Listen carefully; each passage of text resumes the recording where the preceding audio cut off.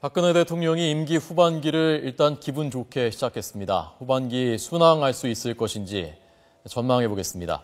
이동우 저희 YTN 정치 담당 부국장 그리고 남북관계 전문가입니다. 조한범 통일연구원 선임 연구위원을 초대했습니다. 두 분 어서 오십시오. 예, 안녕하십니까. 안녕하십니까. 2년 반 지났는데요. 지난 2년 반 동안에 참 많은 일들이 있었고 어떤 건 벌써 우리가 잊어버린 것도 있고 그렇습니다. 그래서 2년 반 동안 어떤 일이 있었는지를 우선 잠깐 영상으로 저희가 준비를 했는데 한번 보시고 두 분에게 여쭤보겠습니다. 보시죠. 국민 모두가 함께 행복한 대한민국을 만드는데 저의 모든 것을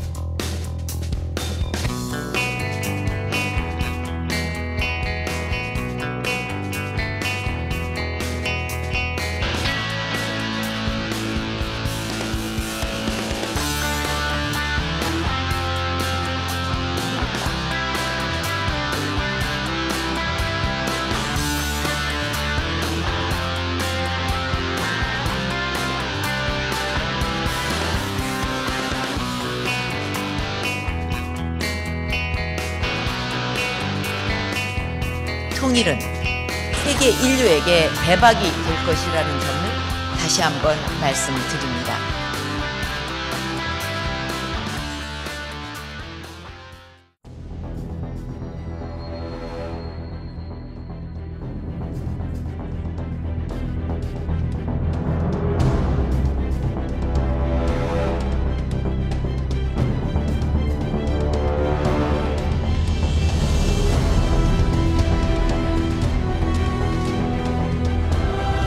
특히 이번 문건 파동으로 국민 여러분께 허탈함을 드린 데 대해 마음이 무겁고 송구스럽습니다.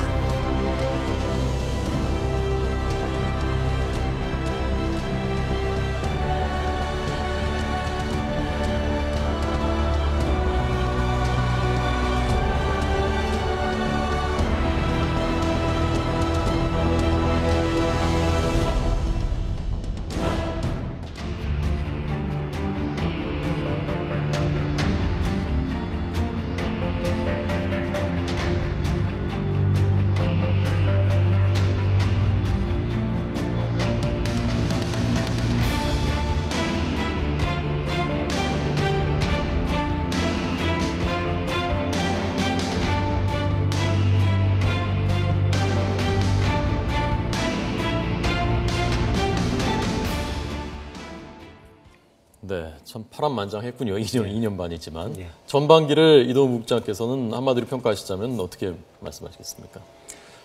전반기에는 정말 지금 말씀하셨듯이 정말 다사다난했지 않습니까? 다사다난 과정에서도 나름대로 이 박근혜 대통령이 이제 얘기하는 것이 이제 신념과 원칙의 정치인이다 이런 말 지금까지 들어왔지 않습니까? 나름대로 이제 그런 원칙을 지켜가면서 지금까지 이제 정치를 해왔는데 여러 가지 어려움 속에서도 이제 그런 원칙을 지켜가면서 정치를 해왔지만 여러 가지로 이제 소통 부족이다 이런 얘기도 많았었습니다. 또 각종 여론조사를 보면은 여야 간에 또 당청 간에 이제 소통이 많이 부족했다 이런 지적도 받고 있는데 네. 이제 오늘 이제 당장 그 오찬 회담도 오찬을 새누리당 의원 전원 초청해서 오찬하지 않았습니까? 예, 이제 그런 상징적인 것을 보면은 이제 이런 소통 부분도 이제 후반기에는 좀 더 강화하지 않겠느냐 이제 그런 걸 볼 수가 있고요. 예. 특히 이제 남북 관계 관련해서는 이번에 이제 어쨌든 남북 고위급 접촉에서 크게 성공을 했습니다만 이런 특히 남북 관계에 있어서 나름대로 어떤 원칙을 통해서 성공을 지금까지 거둬왔다. 이 분야에 대해서는 상당히 좀 좋은 평가를 받고 있다. 네. 전반적으로는 그러나 어쨌든 정치가 이제 대부분의 어떤 대통령이 그동안 잘 해왔는지 그리고 또 경제 실적은 어떤지 이런 부분이 이제 가장 크게 이제 작용을 하는 것인데 네. 아직 정치와 경제 이런 부분에 있어서는 좀 미흡한 측면이 좀 있었다. 특히 예. 경제 관련해서는 지금까지 이제 여러 가지로 이제 대내외 조건이 안 좋긴 합니다만 저성장 그리고 이제 저물가가 이제 계속 고착화되는 이제 그런 분위기 때문에 앞으로도 이제 이런 분야에 상당한 이제 힘을 쏟아야 되는 이제 그런 상황에 처해 있다 이렇게 볼 수 있겠습니다. 예. 전반기에 지지율도 많이 요동을 쳤었는데 지지율 추이 임기 초부터 지금까지 한번 보시도록 하겠습니다. 대통령 취임직 후에 좀 낮게 시작했죠. 인사 문제가 있어서 44%였고 그게 60%, 67%까지 고공행진을 했었습니다. 그리고 61%까지 올랐었고 그러다가 이제 급락한 것이 바로 그 세월호 참사를 겪으면서 급락했고 거기에 총리 후보들 일단 낙마가 있었고 연말정산 증세 논란 또 메르스 사태까지 겪으면서 최저점까지 찍었다가 최근 다시 올라오고 있는 추세를 보이고 있고요. 34%. 최근 조사에서는 더 예, 그렇습니다. 이건 지금 이제 보시는 건 이제 갤럽 여론조사인데요. 네. 매주 금요일 날 나오는 갤럽 여론조사고, 한국일보가 며칠 전에 한 여론조사를 보면 한 46.9% 정도 기록을 했고요. 예.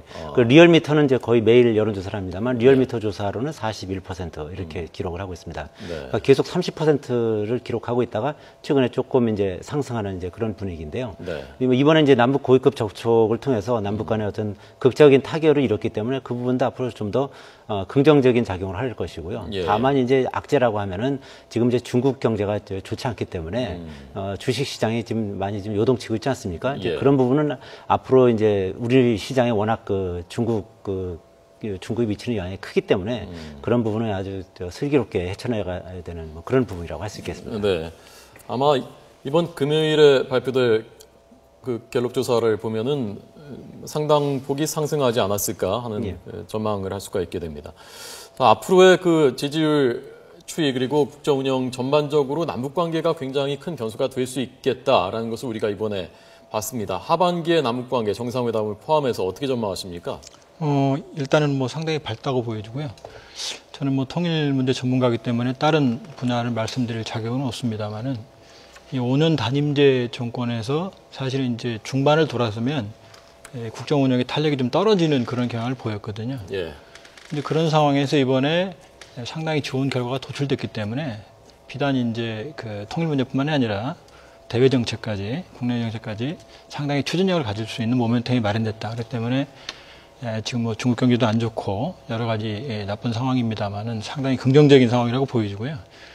이번에 큰 성과라고 말씀드릴 수 있는 건 이 남북한의 위기를 합의를 통해서 위기를 극복했다는 거죠. 그건 상당히 이제 좋은 선례가 되는 거고요. 또 하나는 북한이 갑의되는 일방적인 관계, 또 북한이 잘못을 해도 보상을 하는 과거의 잘못된 관행에 고리를 끊는 이제 출발점이 됐다는 거죠. 그리고 또 하나는 그동안 이제 한반도 신뢰 프로세스에서 정부 정책을 지지하는 전문가들 사이에서도 과연 성과는 없고 또 신뢰 프로세스에 과연 북한이 동참할까 하는 회의론이 있었던 게 사실입니다. 그러나 이번에 그런 한반도 신뢰 프로세스의 효용성이 입증이 됐다는 점에서 대북 정책에 상당히 탄력이 있다라고 말씀드릴 수 있고요. 예.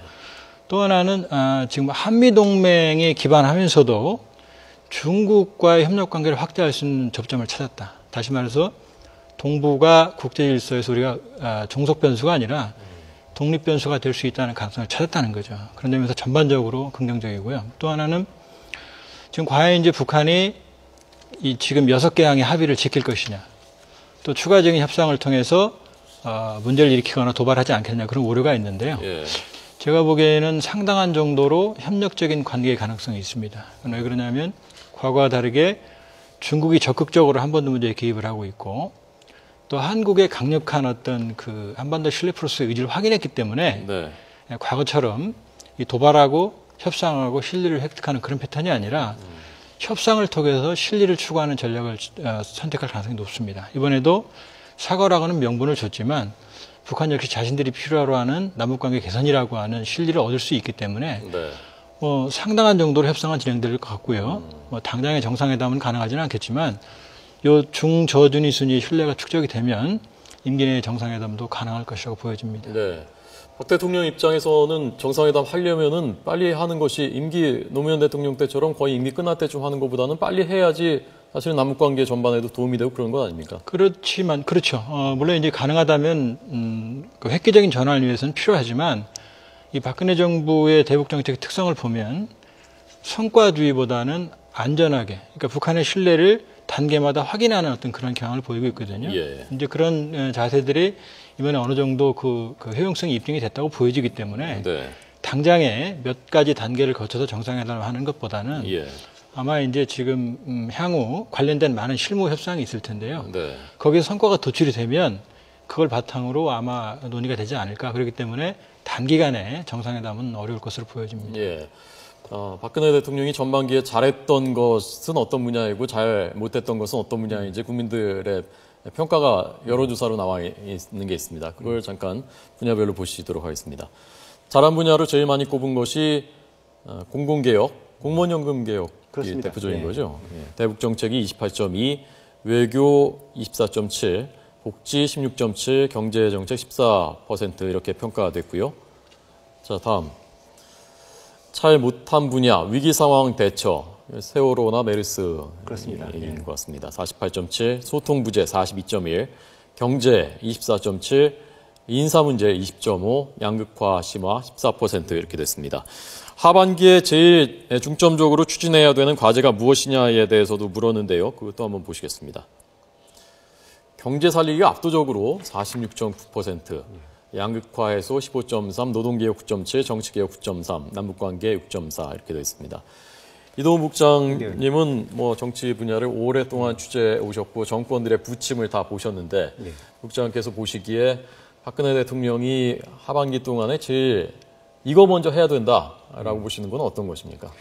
지금 제가 보기에는 이제 경제 살리기가 지금 압도적으로 많이 나왔지 않습니까? 예. 이제 경제 살리기를 하려면은 그 관련 경제를 옥죄고 있는 관련 법안들이 있습니다. 그래서 오늘 대통령도 새누리당 의원 전원하고 오찬을 하면서도 경제 살리기와 4대 개혁 관련한 법안들을 통과할 수 있도록 새누리당에서 적극적으로 협조를 해달라 이렇게 당부를 했지 않습니까? 네, 네.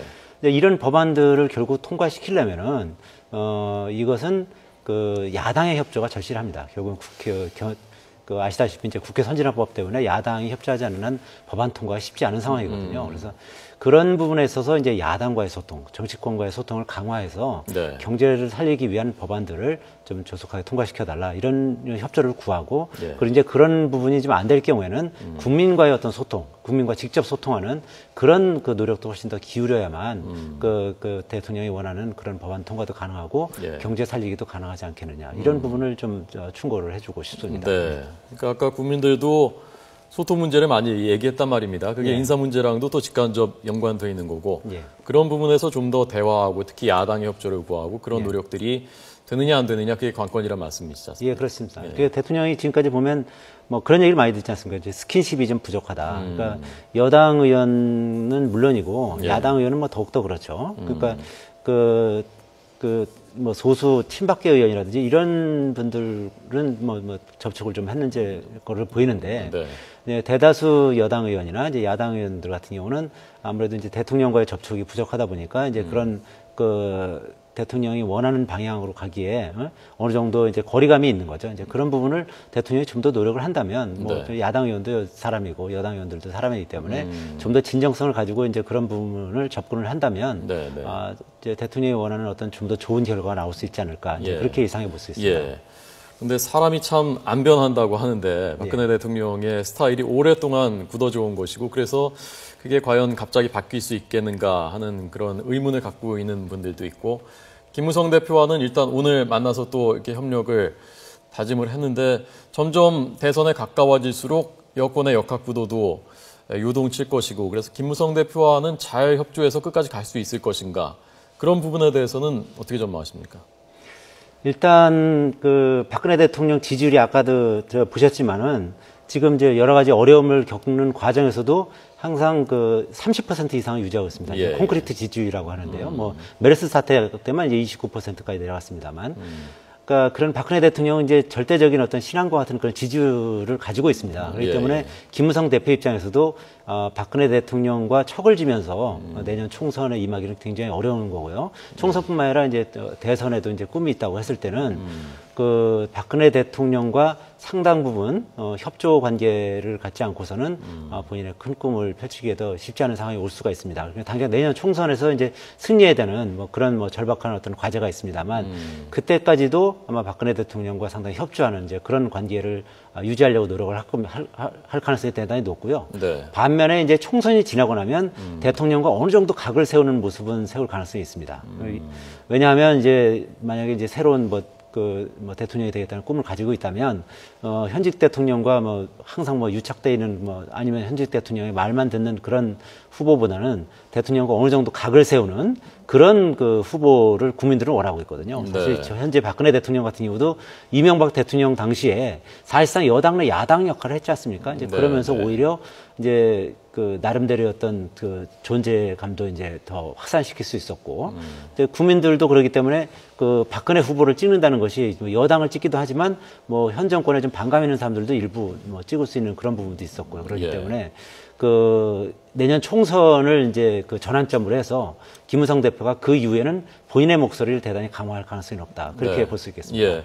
마지막으로 조 박사님께서 현 정부의 남북 관계 앞으로에 대해서 조언을 좀 짧게 부탁드리겠습니다. 네, 이제 지금까지 이 정부가 북한의 협상 태도라고 하는 것에 변화를 유도했다고 그러면 이제는 본격적으로 개입 정책을 좀 해야 될 것 같습니다. 다시 말해서 개성공단 사태에서 드러난 것처럼 남북관계가 일정한 임계점을 넘어서면 북한도 되돌릴 수 없습니다. 그렇기 때문에 지금 이 계기를 잘 활용하는 게 무엇보다 중요하고요. 그렇기 때문에 가장 인도적인 문제에서 출발을 해서 그러니까 이산가족 상봉, 대북 인도 지원, 적어도 식량과 의약품 부분에서는 사실은 뭐 무제한적인 책임론을 우리가 느낄 필요가 있고요.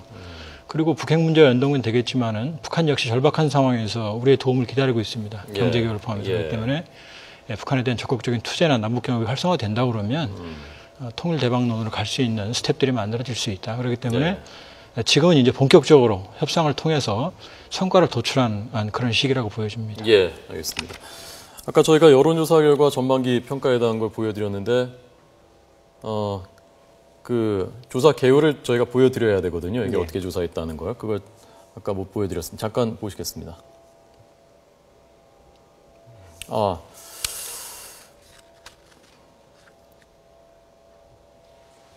네, 박 대통령 지지율 추이에 대한 것이었고요. 오늘 갤럽 여론조사 결과를 쭉 추이를 보여드린 거고요. 네, 2013년 2월부터 2015년 8월까지의 그 조사 결과를 한 판에 보여드린 것이고요. 1000명, 성인 남녀 1000명, 플러스 마이너스 3.1%포인트 표본 오차였습니다. 오늘 두 분에게 박근혜 정부의 하반기 전망에 대해서 들었습니다. 박근혜 정부가 잘 돼야 대한민국이 잘 되는 것이고, 이건 여야를 떠나서 그런 것이니까요. 잘 또 지켜봐 주시고 또 필요할 때는 조언을 해주시고 그렇게 해 주시기 바랍니다. 두 분 고맙습니다.